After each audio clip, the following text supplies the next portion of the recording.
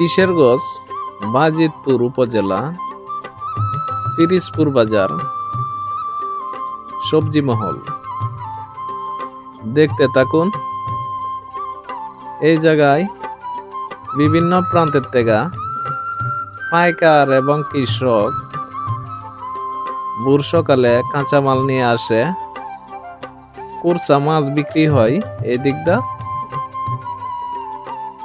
দেখতে থাকুন। আপনারা যাদের কাঁচামালের দরকার কুরসা এবং পাইকারি, এই বাজারে আসতে পারেন। মাছও পাওয়া যাবেন। পাশাপাশি সামনে আগুয়ে গেলে আপনি পাচ্ছেন কুরসা কাঁচামাল। এই যে এই দিকটা কুরসা কাঁচা বাজার। যাদের ভালো লাগে ভিডিওটি শেয়ার করে দিবেন। ভালো থাকবেন। আল্লাহ হাফেজ।